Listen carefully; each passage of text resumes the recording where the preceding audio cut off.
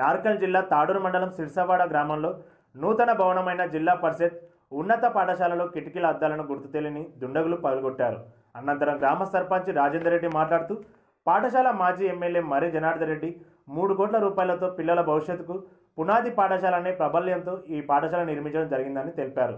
కొందరు దుండగులు పాఠశాల నల్లలు విరగొట్టి కిటికీల అద్దాలు పగలగొట్టారు. దీనిపై అధికారులు విచారణ జరిపి దీనికి కారణమైన వారిపై కఠిన చర్యలు తీసుకోవాలని ఆయన మీడియా ముఖంగా కోరారు.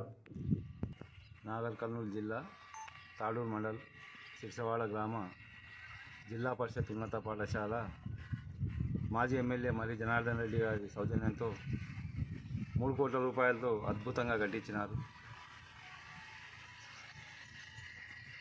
దాన్ని ఇంకా ఓపెనింగ్ కాలేదు. దాన్ని ఆకతాయిలు అద్దాలు నల్లాలు ఇరగొట్టి ధ్వంసం చేసిర్రు.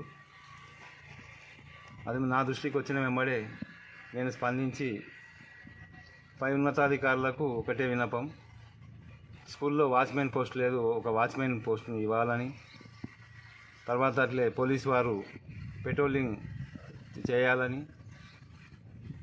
నేను గ్రామం తరఫున గ్రామ సర్పంచ్గా నేను విన్నవించుకుంటున్నాను. అలాగే